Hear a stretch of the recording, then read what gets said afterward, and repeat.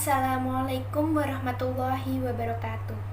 Perkenalkan, nama saya Diana Efrin Husna dari Prodi S1 Teknik Sipil, Fakultas Teknik Universitas Negeri Malang, offering E22. Di sini saya ingin membahas tentang pasangan ideal menurut saya yang sesuai dengan kriteria agama. Alhamdulillahirabbil alamin wa bihi nasta'in wa ala umurid dunya waddin. Wassalatu wassalamun ala asrofil anbiya'i wal mursalin wa ala alihi wa sahbihi ajma'in. Amma ba'du. Rabbi shrah li sadri wa yassir li amri wahlul 'uqdatam min lisani yafqahu qawli. Pertama-tama marilah kita panjatkan puja dan puji syukur kehadirat Allah Subhanahu wa taala yang mana telah memberikan kita kesempatan untuk berbagi ilmu pada kesempatan ini dengan keadaan sehat walafiat.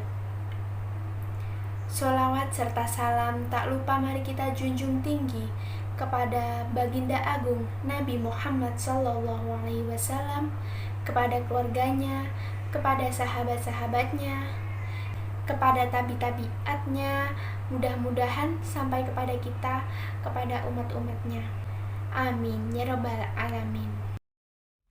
Menurut surat Ar-Rum ayat 21, cinta seorang laki-laki kepada wanita dan sebaliknya adalah perasaan yang manusiawi yang bersumber dari fitrah yang diciptakan Allah Subhanahu wa taala dalam jiwa manusia, yaitu kecenderungan kepada lawan jenis ketika ia mencapai kematangan pikiran dan fisiknya. Menurut ajaran Islam, perasaan cinta akan membawa kebaikan pada manusia bila disalurkan hanya dalam bingkai pernikahan. Hal ini karena dalam pernikahan hampir semua bentuk interaksi antara laki-laki dan perempuan menjadi halal, bahkan bernilai pahala apabila dilakukan karena Allah Subhanahu wa taala. Lalu, bagaimana cara kita mencari suami atau pasangan idaman? Suami idaman atau pasangan idaman pasti yang kita inginkan adalah yang membawa kebaikan dalam rumah tangga kita. Maka ada beberapa kriteria suami idaman atau pasangan idaman. Yang pertama adalah suami yang memahami agama sehingga menjadi imam yang terbaik dalam keluarga. Maknanya adalah apa yang sudah ia pelajari diamalkan. Lalu untuk kriteria yang kedua adalah suami yang peduli dengan agama istri dan anak-anaknya, seperti dalam surat At-Tahrim ayat 6 yang bunyinya, A'udzubillahi minasyaitonirrajim, Bismillahirrahmanirrahim, Ya ayyuhalladzina amanu qu anfusakum wa ahliyakum nara. Wahai orang-orang beriman, peliharalah dirimu dan keluargamu dari api neraka. Contoh sederhananya, suami kita mengajak anak-anak kita untuk sholat. Kata Rasulullah SAW, umur 7 tahun disuruh sholat, umur 10 tahun kalau tidak sholat maka dipukul. Tetapi maknanya bukan memukul dengan menyakitkan, tetapi tegas dalam menegakkan peraturan agama. Karena sang suami ini atau sang ayah ini peduli dengan agama istri dan anak-anaknya, termasuk suami yang menginginkan istrinya untuk menutup aurat. Lalu kriteria yang ketiga adalah suami yang memberikan nafkah, seperti dalam surah An-Nisa ayat 34 yang bunyinya, A'udzubillahi minasyaitonirrajim, Bismillahirrahmanirrahim, Ar-rijalu qawwamuna 'alan nisa'i bima faddallahu ba'dahum 'ala ba'din wa bima anfaqu min amwalihim. Jadi, laki-laki disebut kawam karena dia mempunyai kewajiban. Salah satunya adalah memberikan nafkah, yang diingatkan oleh banyak ulama bahwa nafkah suami kepada istri semampunya dan tidak ada besaran tertentu yang ditetapkan syariah. Yang keempat, suami yang selalu berusaha meluangkan waktu untuk istri dan anak-anaknya. Seperti kisah Nabi Muhammad SAW yang meluangkan waktunya untuk lomba lari dengan Siti Aisyah radhiyallahu anhu.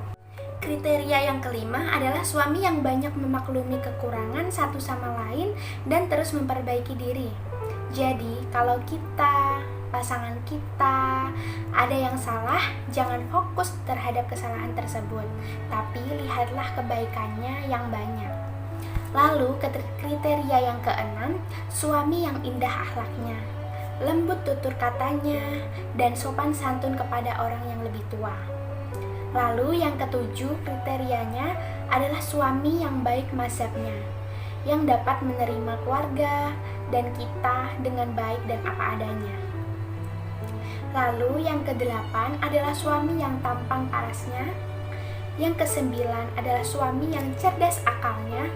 Dan yang ke-10 adalah suami yang bagus finansialnya. Dalam ajaran Islam, variabel yang pertama yang diutamakan untuk mencari kriteria pasangan pendamping hidup adalah agama yang satu paket dengan akhlak yang baik. Penyebabnya adalah karena agama dan akhlak yang baik akan membawa ketenangan dan kebahagiaan di dunia maupun di akhirat bagi pasangan dan anak-anaknya. Oleh karena itu, seorang laki-laki karena nalurinya sebagai manusia boleh menjadikan kecantikan, kedudukan, dan kekayaan menjadi syarat untuk mencari perempuan. Namun, itu semua tidak layak dijadikan sebagai syarat utama. Sebab ada yang lebih utama, yaitu kadar ketakwaan atau agamanya. Setelah variabel agama dan akhlak, maka variabel-variabel berikutnya yang dipilih oleh seorang muslim atau muslimah tergantung pada pilihan tiap orang yang sangat mungkin bersifat subjektif. Selain variabel agama, hendaklah seorang muslim juga mempertimbangkan latar belakang keluarga, sebab pernikahan tidak hanya menyatukan dua diri yang berbeda, melainkan juga dua keluarga yang berbeda.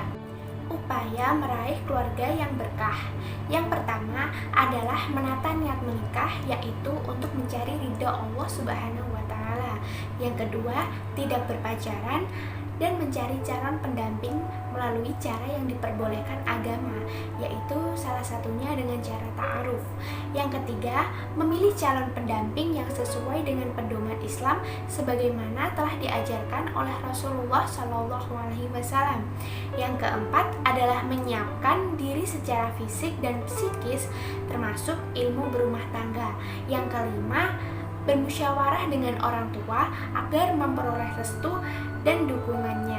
Tetapi perlu diingat teman-teman, seperti yang dikatakan Ustadz Handi Boni, bahwa wanita yang terbaik itu bukan didapatkan dengan cara pacaran. Laki-laki yang terbaik pun bukan didapatkan dengan cara yang pacaran. Tetapi, dari mana laki-laki dan wanita terbaik didapatkan? Dari doa yang saling bertautan. Lalu, yang paling pertama dilakukan itu apa? Mendekatkan diri kepada Allah Subhanahu wa Ta'ala. Yang paling pertama itu deketin yang maha pemilik makhluk, bukan ngedeketin makhluknya. Yang maha membolak-balikan hati itu siapa? Allah. Maka mudah Allah menggoyahkan hati seseorang untuk kemudian menyukai kita. Kalau memang kita berjodoh, Allah akan mempertemukan kita dengan caranya. Yang harus kita lakukan adalah terus memperbaiki diri, karena jodoh adalah cerminan dari diri kita sendiri. Cukup aku yang menjauh dari kamu, bukan berarti aku gak suka, tapi aku ingin memperindah taubatku kepada Allah Subhanahu wa Ta'ala. Dan tetap jaga dirimu baik-baik. Seandainya kamu jodohku, semoga Allah jodohkan kita berdua. Kalaupun kita bukan berjodoh, semoga aku diberikan hati yang kuat untuk menerimanya. Subhanakallahumma wa bihamdika asyhadu an la ilaha illa anta astaghfiruka wa atubu ilaik. Semoga pembahasan kali ini bermanfaat dan diridhoi Allah Subhanahu wa Ta'ala. Dan apabila ada kurang lebihnya, saya mohon maaf. Wassalamualaikum warahmatullahi wabarakatuh.